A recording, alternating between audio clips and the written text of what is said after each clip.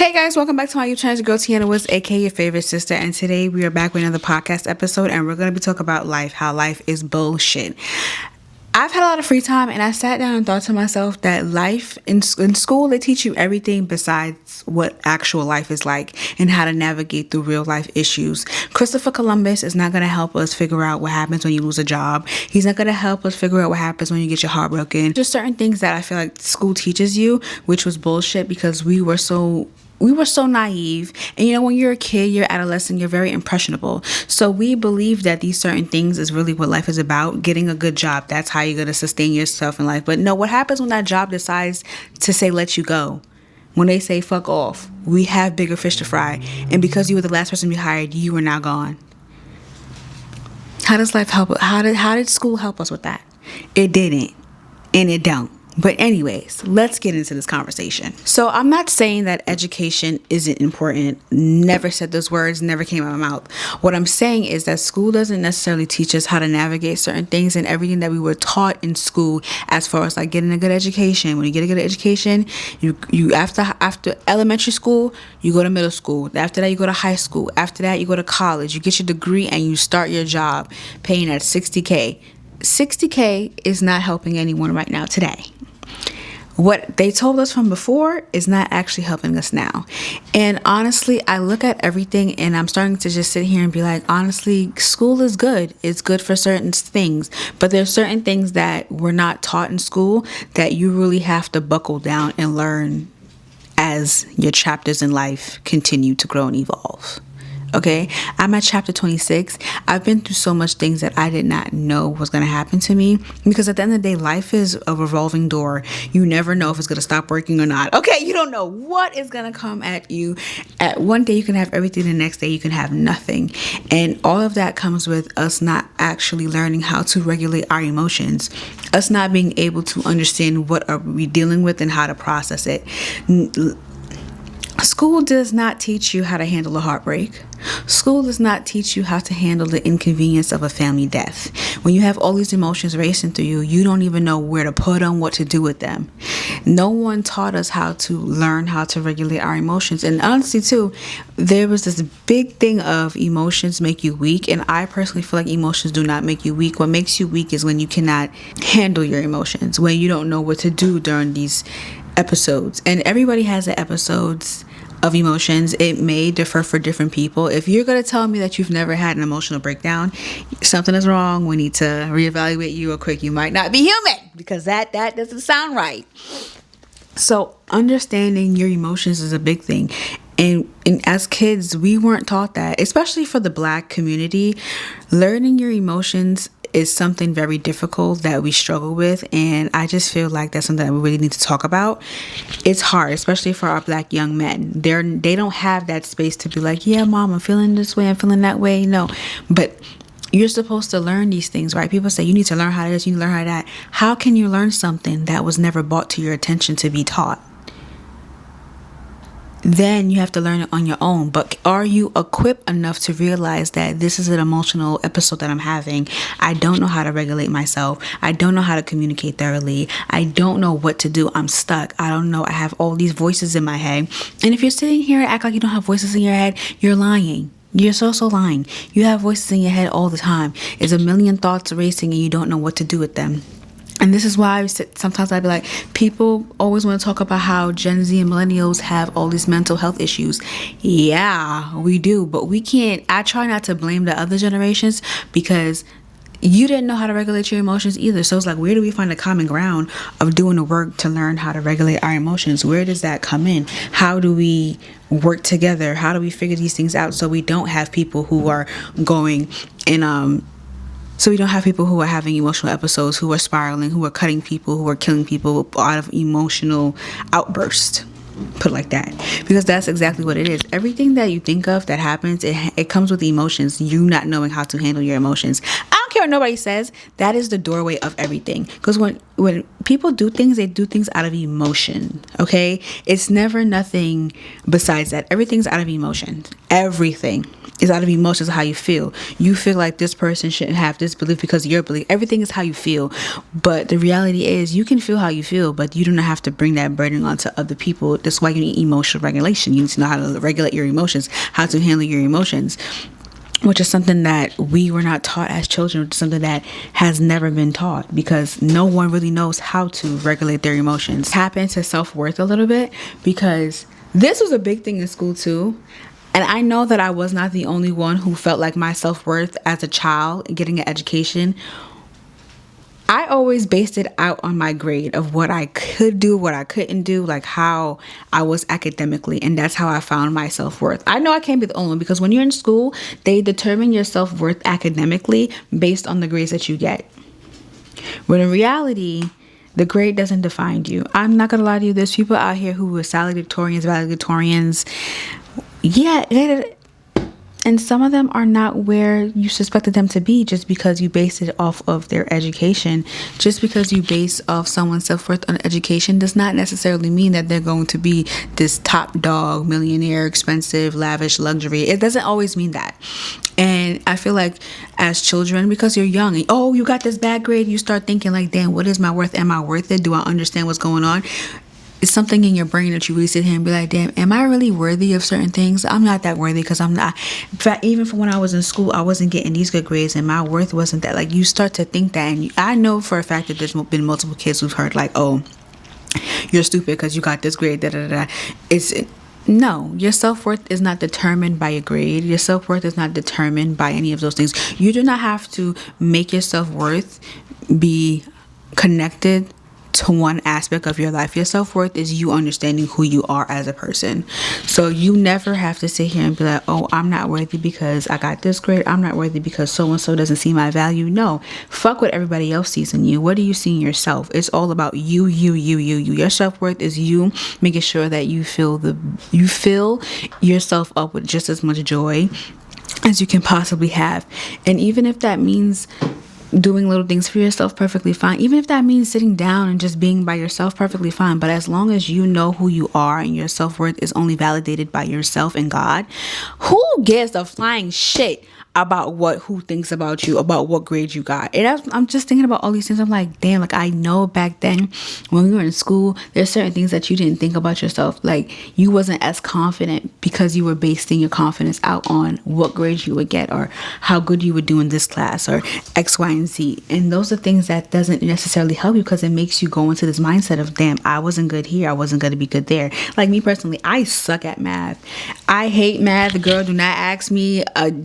When you put letters and numbers and alphabets together, girl, please let it go. And then you want to add shapes, girl, bye. But if you give me some history, you want to have a debate, we can get into it. We can really get into it. That is also one of the ways why we as humans like to find our self-worth through other people. Like, oh, if this guy actually likes me, then that means I'm worth it. If he comes to my birthday dinner, then that means I'm worth it. Like, we have started to really actually convince ourselves that our worth is based on what somebody else thinks of us. And that's not true. Your worth is actually your worth based on what you believe in yourself. You walk in with your head held high and you hold yourself to that standard that you know that you can attain for yourself. So what others think of you does not even begin to define your self-worth because it never mattered. Those grades we got in school never mattered. Okay, when I say they never mattered, I mean as in the aspect of grades you got in high school and grades you got in middle school will never dictate how far you go in life. It really doesn't actually dictate how far you go in life, depending on what career path you choose. Now, I'm not gonna sit here and say, oh, you don't need good grades to be a doctor. Nah, I ain't gonna lie. You can finna cut somebody open, baby. You need to have a couple of A's and B's, maybe a C. And if you got a D, I don't know, baby. It better have been in it can't be in math, it can't be in science, but it better have been in a little pinch of history because, baby, you need some A's and B's and C's if you're gonna be cutting people with scalpels and stuff to a certain degree. Yes, but that still doesn't determine how successful you would be. I feel like success should more so be determined on your ability to continue to grow, to continue to learn, to continue to want to try, to continue to want to do better, I would say that should determine. But it's how that you're valued by your grade. The grade is the value. So we have convinced ourselves that, oh my gosh, yes, like my value is based on what this person thinks here, or what I get here, or what I do here, how well I do this, how well I do that. In reality, that's not it. Your worth is your worth because you made yourself worthy. What you consider yourself to be, you are that and more. Financial literacy. Okay, I think this depends on where you live in the world in America. I am a city girl. I'm from Brooklyn, New York. I went to high school at Wingate. I went to middle school at Erasmus. I went to PS 235. And I don't remember really and truly having a financial literacy class. I remember having economics, but it was not like they taught us money management. It was just showing us how the economy works and the government and stuff like that. But it necessarily never brought down credit. We never spoke about credit cards. We never spoke about the difference between a Visa, Master, and why it's dumb to have a store card. Never spoke about any of those things. So financial literacy is not something that I actually attained and learned. I still haven't fully attained and learned it now. And I can probably say that because your girl is trying to learn and understand. One thing I want to take from this video is that credit cards will lead you in debt. And if you're going to have a credit card, I honestly believe that you should only have 3. A travel card, I highly recommend American Express because you get miles, you get points. Girl, you can't go wrong with that. A travel card is always going to be necessary because as much as you use that card, every purchase you use with that card and you pay it back, girl, you get your miles. You get your miles up. I got like $300 worth of miles right now. I'm so happy. Just keep going and going and going. Make sure you pay it off. I would say an Apple Card, and I would say use that for emergencies because with Apple Card, you can actually get cash back. Like you get cash back. Like you'll spend a large amount, you'll get cash back. So not only am I buying, but I'm getting cash back from me purchasing with this stupid ass card. Girl, I want that money back. I could put that towards something. And lastly, just a regular credit card, Master or Visa. That's it. It could be from Sephora. It could be from Barnes & Nobles. It could be just one of those. The one card that I will never recommend that anybody should ever get in your life is a fucking stupid ass store card. A store card is stupid. And I'm going to tell you why it's stupid. You can never use it in the midst of an emergency. Okay, if you get a store card from Ulta, guess what, baby? You can only use that credit card because it's a credit card store card at Ulta. You cannot use that card anywhere else. Having a store card is the most dumbest shit I've ever heard. Now, if you actually shop at that place religiously, okay, fine, whatever. Boo-hoo, get the store card. But let me break it down to why it's stupid. Because you can only use it at the store. If you have an emergency, a family death, you don't ran up, or if you have half your credit cards, now you're sitting here like, damn, I can't get to the family. Oh, I got the other credit. Wait, it's a store card. I can't use it because I can only use it at Ulta. You let me know when Ulta open the airline for you to fly. Exactly. You can't use it. So I say invest in a MasterCard, a Visa, and an Apple Card. Okay? Just invest in those things. And a travel card. Just invest in those things because those things will help you way more than a regular store credit card. Trust me, I'm telling you this now. It is stupid to have a store card. That is the most dumbest card you can ever have. Okay? Now, also with learning financial literacy, you need to also understand that you can have $10,000 in your bank account, but do you have good credit? When you have good credit, you can get anything. If you don't have good credit, you can't get jack shit because all you're going to have is $10,000 in your bank account. If you don't have a credit card, you cannot do nothing. If you don't have credit, you can't do nothing. Credit runs the world. Half of the things that you see people have is based off credit because they have good credit. Now you have to understand interest rates and all those things that I'm not going to get into because honestly, I barely understand it.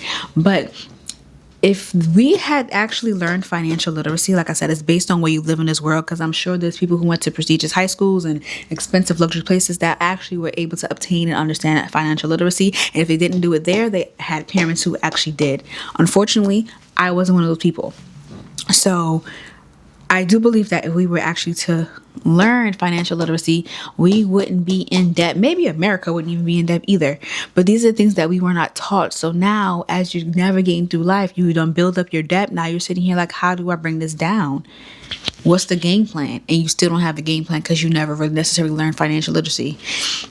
And these are the things that I keep saying to myself, that if we had a book to navigate some of these things, like I'm saying like this because I feel like, yes, you cannot gain experience without actually being in the situation. I feel like you have to gain more of an experience being in the situation. However, I feel as though if you were told that these are some things that may occur and these are some ways that you can weave yourself out, I feel like it'll be different for us today. No one told me. My first time learning about a credit card was in college. That was my first time learning a credit card. In college, did I know the extent of which? No, because that's why they get mad and random credit cards for what I did not need. Okay.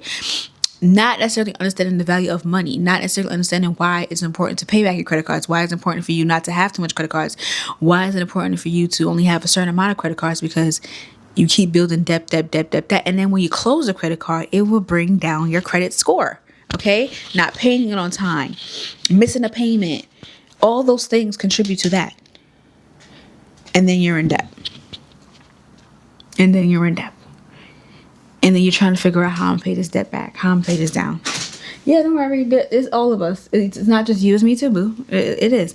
And I wish I learned then what I knew now. I wish I had more of a knowledge of financial literacy to understand a little bit more about finance. But unfortunately, like I said before, that wasn't my area of life. I didn't have that luxury. So am I trying now? Yeah. Can you try now? Yeah. It is what it is. As long as you try and you're working to figure it out, then you should be good. But these are the things that people do not tell you about. Taxes.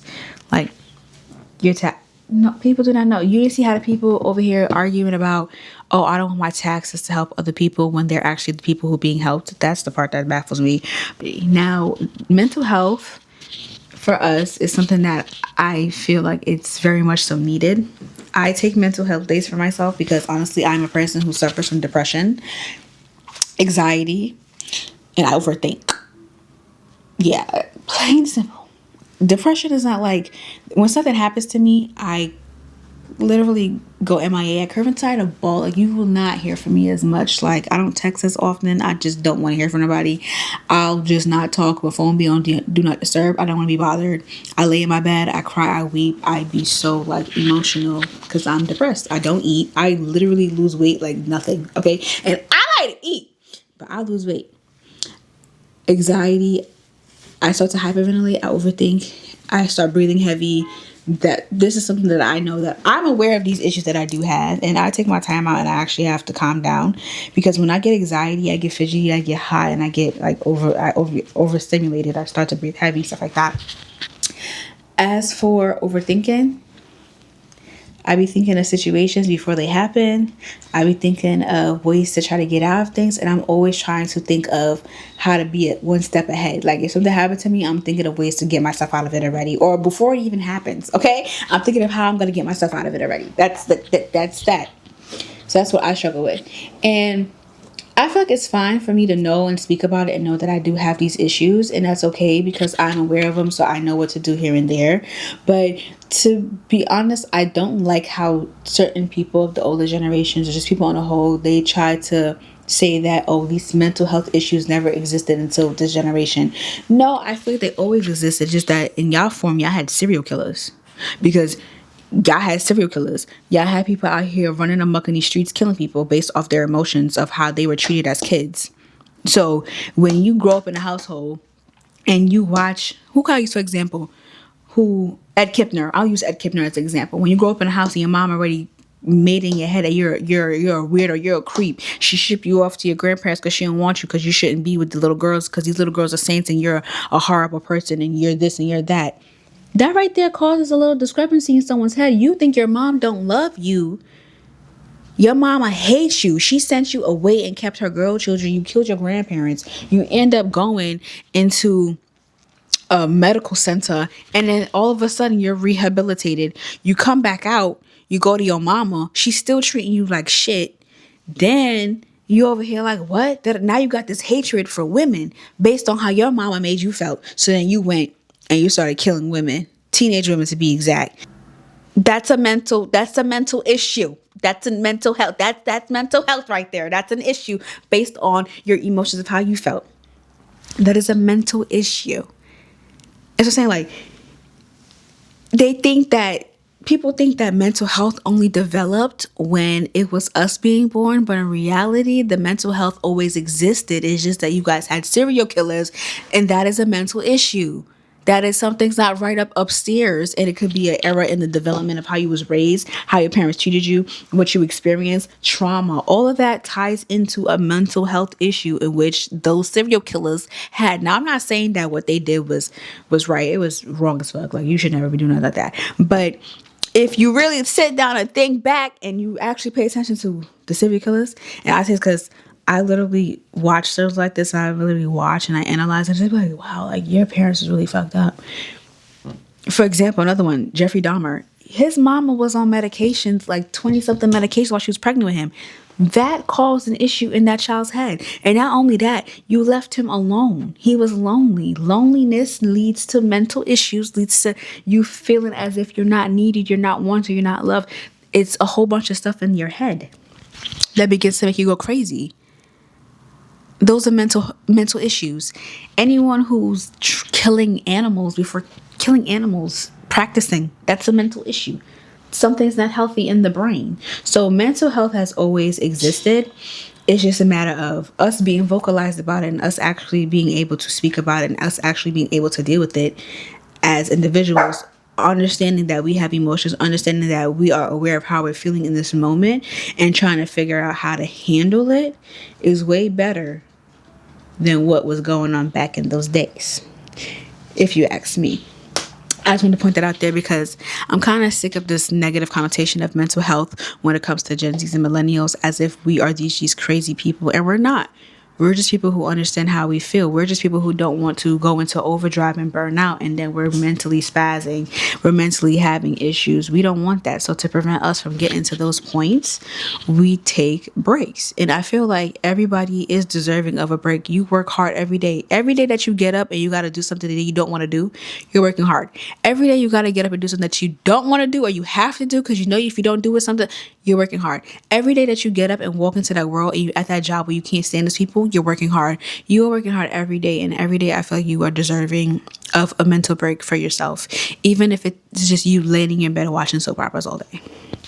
But I just want to touch on the subject because I feel like these are things that we should discuss more, and I feel like these are things that we should come up with ways to figure out how to deal with these things, because honestly, me personally, where I am right now in life, I just didn't think that it would happen, but it happened. And just like, okay, well, I have to figure out how to get back on my feet. I have to figure out how to deal with these things. And just like, okay, damn. And I sat down and realized, I'm like, oh my gosh, like this is all bullshit. Like I was fed bullshit throughout school and all this bullshit, get good grades and you'll be this, you'll be that. And it's just like, it's BS. No one actually explained to you what happens when you get your heart broken, when you lose a job, grieving, like you're grieving like someone died. Like no one ever explains these things to you and how to deal with these emotions and how you're raging and you're so angry. Why do you feel the way that you feel? Even when you feel like you changed and you worked hard, you still feel like you're not getting to where you want to be. It's just like, it's so much. So it put a burden on my chest. I was like, you know what, let me just talk about it and vent and let it all out. And I feel like there's people out here who probably feel the same way too. So yeah, that's all I want to say today. And I hope you guys enjoyed this. I love you guys. Bye.